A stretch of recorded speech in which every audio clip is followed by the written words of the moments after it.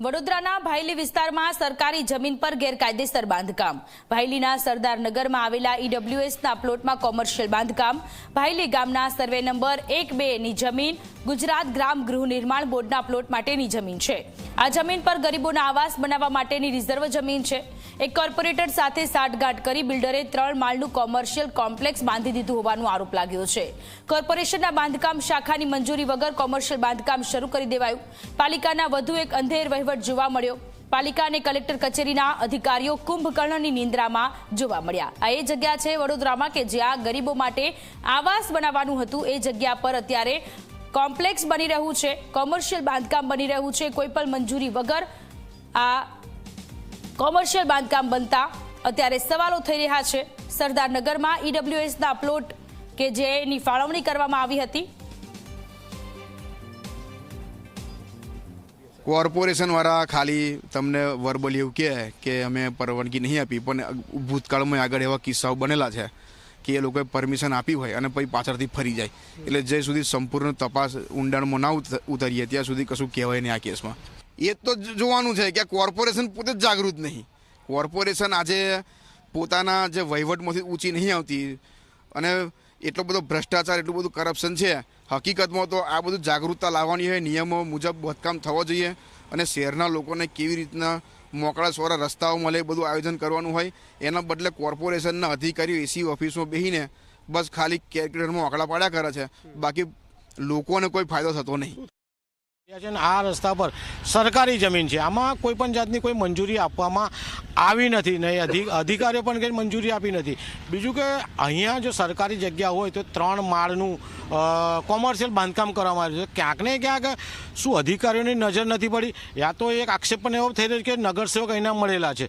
તો વડોદરા શહેર કલેક્ટરની પણ મંજૂરી નહીં, તો કલેક્ટર સાહેબે હવે જો આટલો મોટો વિષય બહાર આવ્યો છે તો કલેક્ટર સાહેબે તમામ વિષયની તપાસ કરવી જોઈએ।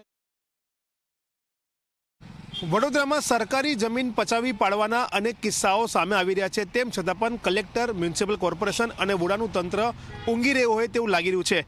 હાલમાં અમે અત્યારે ભાયલી વિસ્તારના સરદારનગરમાં ઊભા છે કે જ્યાં સરકારી જમીન પર મસ્ત મોટું 3 માળનું કોમર્શિયલ કોમ્પ્લેક્સ બાંધી દેવામાં આવ્યું છે અને આ જે કોમ્પ્લેક્સ બાંધવામાં આવ્યું છે તે કોમ્પ્લેક્સની જગ્યા ગરીબોના ઈડબ્લ્યુએસ સ્કીમ માટે ફાળવવામાં આવી હોવાની પણ વિગતો સામે આવી રહી છે।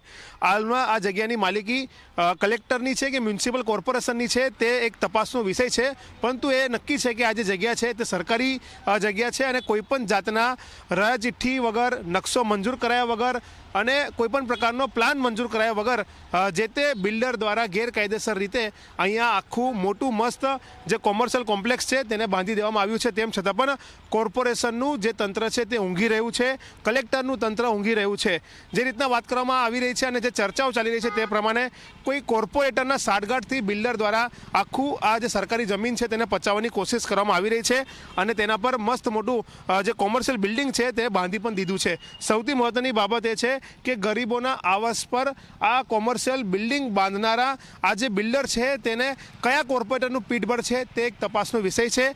જે રીતના વાત કરવામાં આવે તો સામે આવનાર સમયમાં કોર્પોરેશનની ચૂંટણીઓ આવી રહી છે અને તે ચૂંટણી પહેલાં આ પ્રકારનો વિવાદ સામે આવતા ચોક્કસથી ભાજપની છબી ક્યાંક ને ક્યાંક ખરડાઈ શકે છે અને ત્યારે આવા જે પણ તત્વો આ બિલ્ડરો સાથે સંડોવાઈને સરકારી જમીન પચાવી પાડતા હોય તેની સામે કાર્યવાહી થાય તે ખૂબ જરૂરી બન્યું છે। અને આ જે બિલ્ડર દ્વારા ખોટી રીતના સરકારી જમીન પર કબજો કરવામાં આવ્યો છે તો તેની સામે પણ તપાસ કરીને ચોક્કસથી કલેક્ટર વિભાગ કે કોર્પોરેશન વિભાગે કાર્યવાહી કરવી જોઈએ। જો સરકારી જમીન પર કબજો કર્યો હોવાનું પુરવાર થાય તો લેન્ડ ગ્રેબિંગની ફરિયાદ દાખલ કરીને તાત્કાલિક આ ગેરકાયદેસર બાંધકામને દૂર કરવું જોઈએ અને ફરીથી જે ગરીબોના આવાસ માટે ઈડબ્લ્યુએસની સ્કીમ માટે જે મકાનો માટે જમીન ફાળવવામાં આવી હતી તે ખુલ્લી કરીને તેમને પરત કરવી જોઈએ, જેના કારણે ગરીબોનો હક ન છીનવાય અને કોઈ બિલ્ડર જે છે તે કોઈપણ રાજકારણીઓ સાથે મળીને માલેતુજાર બિલ્ડર ના બની જાય તે પણ તકેદારી રાખવાની જવાબદારી એ તંત્રની છે। કેમેરામેન મુકુંદ દવે સાથે રવિ અગ્રવાલ, ઝી મીડિયા, વડોદરા।